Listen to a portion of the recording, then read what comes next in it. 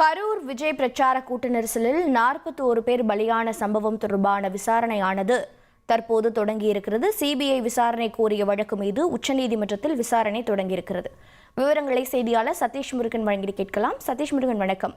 CBI விசாரணை வேண்டும் என்று தாவேகா சார்பில் தற்போது மனு தாக்கல் செய்யப்பட்டிருக்கிறதா அல்லது உயிரிழந்த நபர்களின் குடும்பத்தினர் யாரேனும் தாக்கல் செய்திருக்கிறார்களா? என்ன நிலவரம்? வணக்கம்.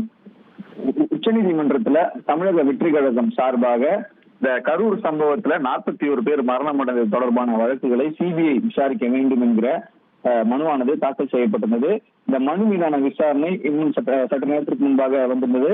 அப்போது தாவேகா தரப்புல மூத்த வழக்கறிஞர் கோபா சுப்பிரமணியம் மற்றும் ஆரியமா சுந்தரம் ஆகியோர் ஆஜராகியிருக்கிறார்கள். ரோட் ஷோ தொடர்பான மனுவை விசாரித்த சென்னை உயர்நீதிமன்றம் தாவேகா கருத்துக்களை கேட்காமல் எஸ்ஐடி அமைத்து உத்தரவிட்டுள்ளது என தாவேகா தரப்புல உச்சநீதிமன்றத்தில் வாதம் வைக்கப்பட்டு வருகிறது.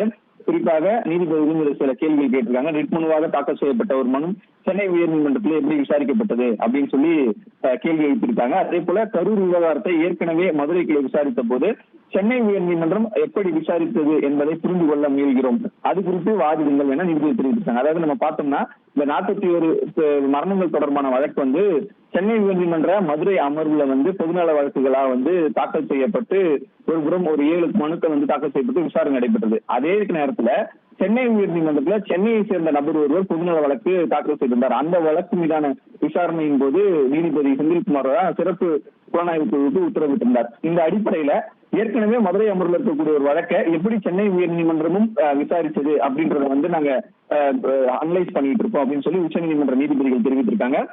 அந்த அடிப்படையில இந்த கேள்வியும் நீதிமன்றத்துல உச்சநீதிமன்றத்துல கேள்வி கேட்கப்பட்டிருக்கு.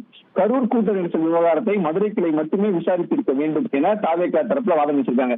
ரெண்டுமே ஒரே ஹைகோர்ட் தான். சென்னை ஹைகோர்ட்டும் சரி, சென்னை ஹைகோர்ட்டோட கிளை தான் மதுரை அமர்வு. அப்படி இருக்கும்போது மதுரை அமர்வுல தாக்கல் செய்யப்பட்ட மனுக்கள் மீதான விசாரணை மதுரை அமர்வு தான் விசாரித்திருக்க வேண்டும். அது இல்லாம சென்னை உயர்நீதிமன்றத்துல விசாரிச்சிருக்காங்க அப்படின்றத தாவேகா தரப்புல தெரிவிச்சிருக்காங்க.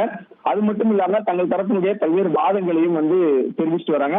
குறிப்பா தாவேகா தரப்பு வாதங்களை கேட்டறியாமல் கடுமையான கருத்துக்களை சென்னை உயர்நீதிமன்றம் வெளியிட்டுள்ளது அப்படின்றதே தெரிவித்திருக்காங்க.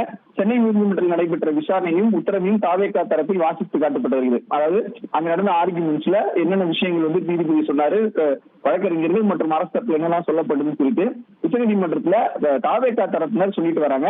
அப்ப மென்ஷன் பண்ணும்போது என்ன சொல்றாங்கன்னா, தாவேகா தரப்பு வாதங்களை முழுமையாக கேட்டறியாமலே கடுமையான கருத்துக்களை சென்னை உயர்நீதிமன்றம் வெளியிட்டிருக்கிறது.